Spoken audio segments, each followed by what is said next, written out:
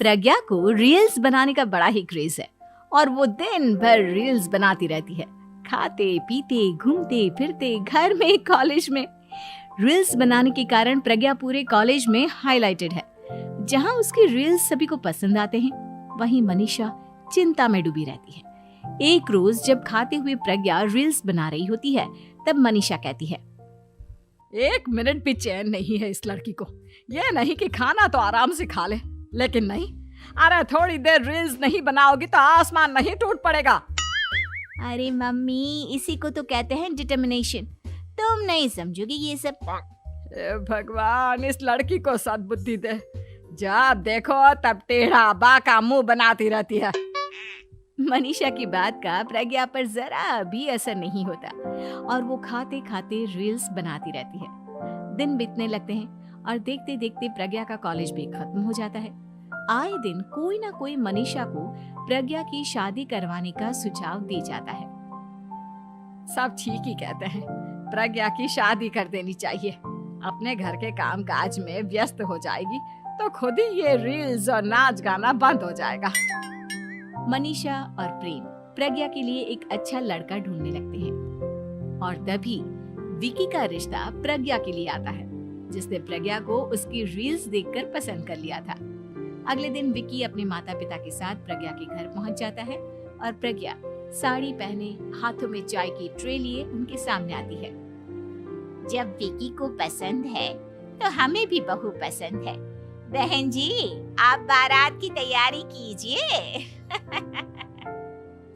एक बार लड़का लड़की अकेले में बात कर ले तो अच्छा रहेगा। हाँ हाँ, क्यों नहीं। मनीषा विकी को प्रज्ञा के कमरे में भेजती है, जहां प्रज्ञा पहले से ही रील्स बना रही होती है। तभी विकी कहता है, आ गए आपके साजन जी। हमारे साथ ये रील्स कंप्लीट करती तो और भी अच्छा रहता। अच्छा जी, अब आ ही गए हैं तो बना ही लेती हूँ आपके साथ। दोनों मिलकर रील्स बनाते हैं। जब वी मीट और तुरंत पोस्ट भी कर देते हैं। फिर विकी कहता है, जब आप साड़ी में चाय लेकर आए तब मुझे लगा कि कहीं मैं गलत घर में तो नहीं आ गया। अब सही है।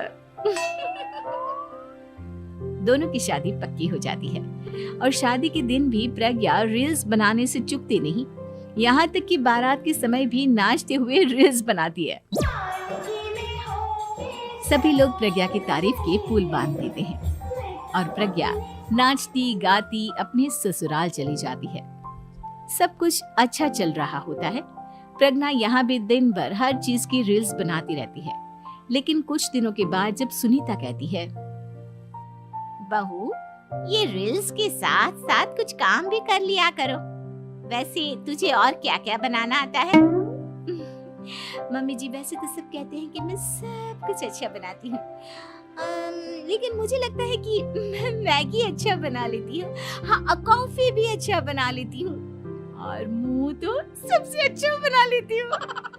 हैं? अच्छा अच्छा।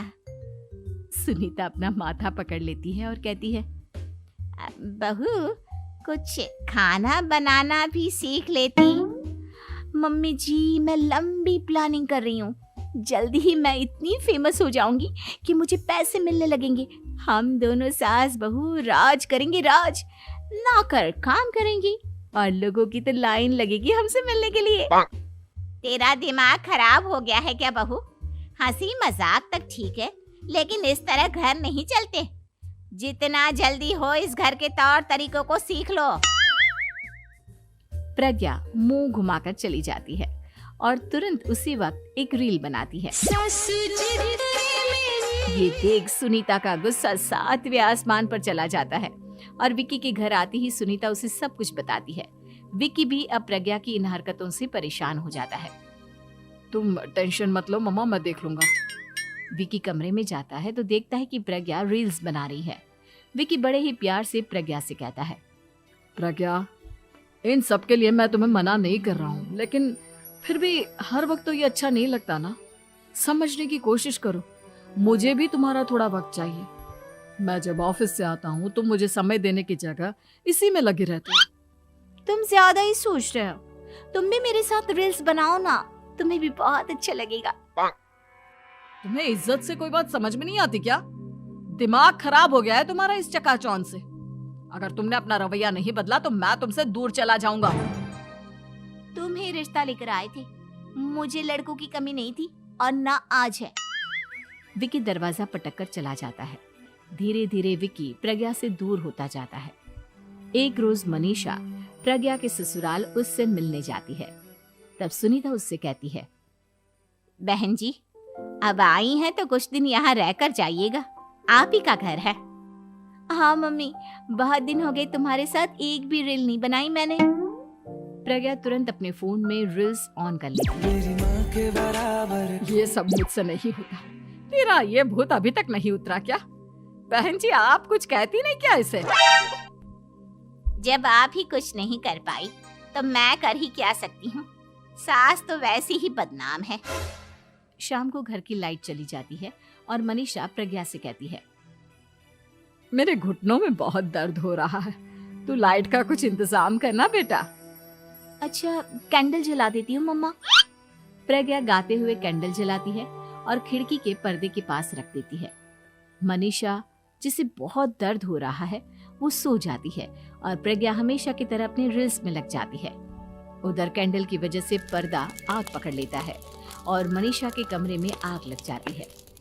बचाओ, कोई है, बचाओ। सभी भागते हैं और विकी कमरे की आग बुझाने में लग जाता है, लेकिन तब तक मनीषा आधी जल चुकी थी। मनीषा की हालत देख प्रज्ञा रोने लगती है। विकी मनीषा को तुरंत हॉस्पिटल ले जाता है और उसे एडमिट कराता है। विकी प्रज्ञा से कहता है, देख लिया ना, तुम्हारे इस नाच गाने की वजह से आज तुम्हारी माँ की जान जाते जाते रह गई। अब पता नहीं तुम और क्या चाहती हो। उधर